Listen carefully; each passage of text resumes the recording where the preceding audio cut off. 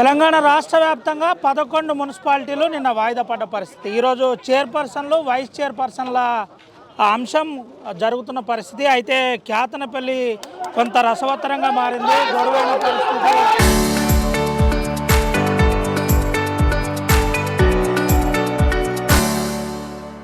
ప్రధాన అంశం చూసినట్టు కనుకైతే ఇక్కడ ఆందోళన కొనసాగుతున్న పరిస్థితి కనబడుతుంది. మనం ఒకసారి మాట్లాడించే ప్రయత్నం చేద్దాం. ఒకసారి ఇక్కడ ఇప్పటి వరకు నిరసన చేసిన పరిస్థితి, ధర్నా చేశారు. అయితే అధిక సంఖ్యలో పోలీసులు మోహరించిన పరిస్థితి కనబడుతుంది. మనం ఒకసారి సుమన్ గారితో కూడా మాట్లాడించే ప్రయత్నం చేద్దాం. అసలు ఏం జరుగుతుంది, ఏంటనే తెలుసుకుందాం. ఏంటన్నా ఏం జరుగుతుంది, ఎందుకు ఇంత హైడ్రామా కొనసాగుతుంది? ఇవాళ మంత్రిగా ఉన్నారనేసి వీళ్ళందరూ కూడా పోలీసులు ఇవాళ సిపి నుంచి పట్టుకుంటే డిఎస్పీలు ఎస్పీలు అందరూ కూడా వాళ్ళకు తొత్తులుగా పనిచేస్తున్నారు. ఎంతవరకు కరెక్ట్ అండి? వాళ్ళకు ఓటు హక్కు, గెలిచిన వాళ్ళు కౌన్సిలర్ ఓటు హక్కు లేదా చెప్పండి? ఇవాళ ఎవరు మంత్రి కూడా ఒకటే మున్సిపాలిటీలో పాల్గొనాలి, రెండు మున్సిపాలిటీ పాల్గొనడానికి లేదు. ఆయన కూడా స్థానిక ఎమ్మెల్యేకి ఒకటే ఓటు హక్కు ఉంటుంది, ఒకటే మున్సిపాలిటీలో ఉంటుంది. మరి ఆయన ఎట్లా పంపించారండి మంత్రి గారిని? అంటే వాళ్ళ ప్రభుత్వం ఉందనా? ఇవాళ కార్యకర్తల మీద లాఠీ చార్జ్ చేస్తున్నారు పోలీసులు. ఇదేం రాజ్యం అండి? ఇదేం కరెక్టా చెప్పండి? ప్రజాస్వామ్యంలో ఇవాళ వాళ్ళ కార్యకర్తలు నాయకులను పంపిస్తున్నారు. మమ్మల్ని ఏమో ఇక్కడ మాజీ ఎమ్మెల్యే బల్కసుమన్ గారు నన్ను ఆపారు. సరే పోనీ, వాళ్ళు నా పని, మేము రిక్వెస్ట్ చేసాం. మేము ఎక్కడైతే బార్గెట్ పెట్టారో దూరంలో నాకు టీఆర్ఎస్ పార్టీ ఇన్ఛార్జ్ ఇచ్చారు కాబట్టి మరి అక్కడి వరకే ఉంటాం, మేము లోపలికి పోము, పంపివ్వండి, మా క్యాండిడేట్ పట్టుకొని పోతామని చెప్పాం. పంపివ్వాలి కదా అక్కడి వరకు. ఇక్కడ అందరినీ ఆపేసి క్యాండిడేట్లను కూడా ఆపేసి మరి ఎవరో కేసు పెట్టిర్రు, అది పెట్టిర్రు, ఇది పెట్టిర్రు, డిస్టర్బ్ చేస్తున్నారు వీళ్ళు పోలీసులు. ఎంతవరకు కరెక్ట్? ఏంటన్నా డిస్టర్బ్ చేస్తున్నారు పోలీసు వాళ్ళు అంటున్నారు. దీని మీద నిన్ననే కావాలని చెప్పి పోలీసు వాళ్ళు మమ్మల్ని 2 చోట్ల ఆపి ఇన్ టైంకి పోకుండా ఇవాళకి వాయిదా పడేటట్టు చేసిర్రు. దీని వెనుక మంత్రి వివేక్ ఉన్నాడు. నేను ఒకసారి ఎంపీగా చేసినా, ఎమ్మెల్యే విప్గా చేసినా, నాకు వ్యవస్థల మీద గౌరవం ఉంది, పోలీసులు అంటే కూడా గౌరవం ఉంది. కానీ దురదృష్టవశాత్తు ఇక్కడ పోలీసులంతా మంత్రి వివేక్ దాసోహం అయిపోయారు. కాంగ్రెస్ పార్టీ కార్యకర్తలు లెక్క పనిచేస్తున్నారు. ఇవాళ కూడా మా లక్ష్మి గారు, నేను, అదేవిధంగా ఒక 3 కార్లలో మా కౌన్సిలర్లను తీసుకొని పోతామంటే మమ్మల్ని ఇక్కడ ఆపేసారు చాలాసేపు. ఒక కౌన్సిలర్ 21st వార్డు బబ్బెర స్వర్ణలత, వాళ్ళ అత్తకు చదివే రాదు, ఆమె కంప్లైంట్ ఇచ్చిందని చెప్పి తీసుకొచ్చి ఎఫ్ఐఆర్ చేసుకొని వచ్చి ఆమెను ఆపే ప్రయత్నం చేసిర్రు. అంటే అడుగడుగున అడ్డంకులు సృష్టించాలని చూస్తూ ఉన్నారు. 22 వార్డులకు 14 వార్డులు మేము గెలిచిన అవుట్ రైట్ మెజారిటీ మాకుంది. అయినప్పటికీ వాళ్ళ కాంగ్రెస్ గుండాలను దించి ఇక్కడ పోలీసులను పెట్టి రౌడీ రాజ్యాలకు నేను అనుకుంటే దించలేనా? నా కాన్షియన్స్లో నాకు క్యాడర్ లేరా? నాకు జనం లేరా? నేను అనుకుంటే దించలేనా? ఇవాళ లా అండ్ ఆర్డర్ ఉంటుండేనా? నేను లా అబైడింగ్ సిటిజన్గా నేను డిపార్ట్మెంట్ కోఆపరేట్ చేస్తూ ఎన్నిక మంచిగా జరగాలి, ప్రజాస్వామ్యయుతంగా ప్రశాంతమైనటువంటి వాతావరణంలో ఉండాలని మేము చూస్తే మమ్మల్ని మోనియాలే వివేక్ గారితో ఒక 3-4 కార్ల కాన్వాయ్ని పంపించారు. దాని విషయంలో మేము ఇప్పుడు ఇక్కడ రోడ్డుపై నిరసన వ్యక్తం చేస్తుంటే మా కార్యకర్తల మీద లాఠీ చార్జ్ చేసిర్రు. ఇది ఇవాళ రామకృష్ణాపూరే కాదు, చెన్నూరే కాదు, రాష్ట్రం అంతా చూస్తూ ఉంది. క్యాతన్పల్లి మున్సిపాలిటీలో ఏం జరుగుతూ ఉందో రాష్ట్రం అంతా చూస్తూ ఉంది. డెఫినెట్గా ప్రజాస్వామ్యాన్ని పని మంత్రి వివేక్ చేస్తుండ్రు, ఆయనకు తొత్తులుగా వీళ్ళు మారిండ్రు, అంతే తప్ప. ఇప్పుడు మీ క్యాండిడేట్ని ఆపినరా, పంపించినరా, అసలు ఏంటి? ఇప్పుడు క్యాండిడేట్ను పంపించిరని మాకు ఏసీపీ గారు సమాచారం ఇచ్చారు, లోపలికి వెళ్ళిరని. సో అందుకని మేము కూడా మా ధర్నా విరమించి మా ఇంటికి వెళ్తున్నాం. మేము కూడా సహకరిస్తాం. పూర్తి స్థాయిలో ఎన్నిక పారదర్శకంగా జరగాలని అధికారులను కోరుతున్నాం. మీరు పోలీస్ అధికారులకు, ముఖ్యంగా డీజీపీ గారికి, తెలంగాణ ఉద్యమకారునిగా వాళ్ళకి చెప్పేదే ఉంది. పోలీసులంతా కాంగ్రెస్ పార్టీ ఏజెంట్లు, ఇక్కడ ఉండే ఎస్ఐ శ్రీధర్తో సహా, ఏసీపీలు, తర్వాత సిఐలు. సరే మా టైం కాదు ఇప్పుడు, కాంగ్రెస్ టైం, మా టైం వస్తుంది. నా ఏజ్ 42, ఇంకా 30-35 ఏళ్ళు ఈ ఏరియాలో రాజకీయాలు చేస్తే ప్రజా జీవితంలో ఉంటా. మా టైం వస్తుంది, చూసుకుందాం. జై తెలంగాణ కూడా ఉద్దేశిందని చెప్తున్న పరిస్థితి. అయితే మనం కొంతమంది పోలీసులతో కూడా మాట్లాడి చెప్పలేదు ఏం జరుగుతుందన్న, ఎందుకు లాఠీ చార్జ్ జరిగింది అంటున్నారు, ఏంటి అసలు బ్రదర్ తెలియదు. ఇది పరిస్థితి అయితే క్లియర్గా కనబడుతుంది మనకు.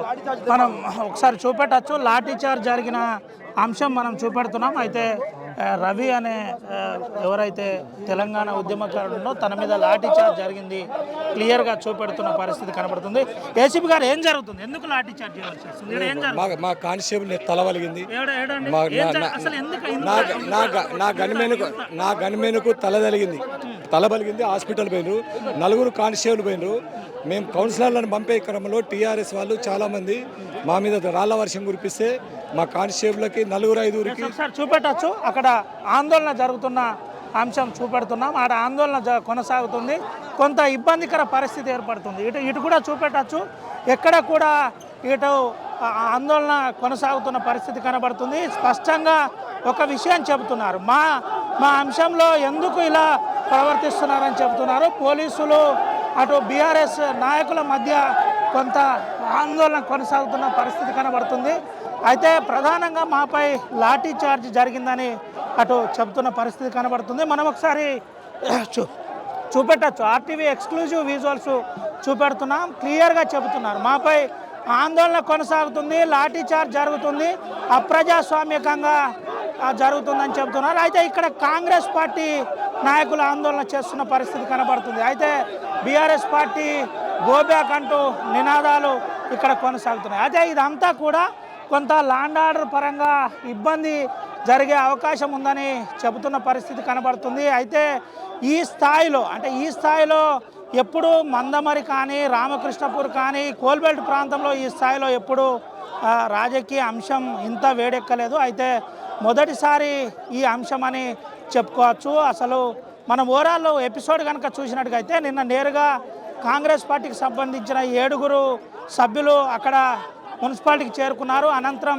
కోరం లేదని అక్కడి నుంచి మెజార్టీ సభ్యులు రాలేదని పోస్ట్ పోన్ చేయడం జరిగింది. అయితే మంత్రిని పంపడాన్ని వాళ్ళు ఆబ్జెక్షన్ వ్యక్తం చేస్తున్నారు. మంత్రిని ఏ విధంగా పంపిస్తారని చెబుతున్న పరిస్థితి కనబడుతుంది. అయితే దీంట్లో ప్రధానమైన కొన్ని అంశాలు చెప్పే ప్రయత్నం చేస్తున్నారు. ఇంటెన్షనల్లీ కావాలని మాపై దాడి చేస్తున్నారు, మాపై లాఠీ చార్జ్ చేశారు, దీన్ని మేము తీవ్రంగా ఖండిస్తున్నామని చెబుతున్న పరిస్థితి.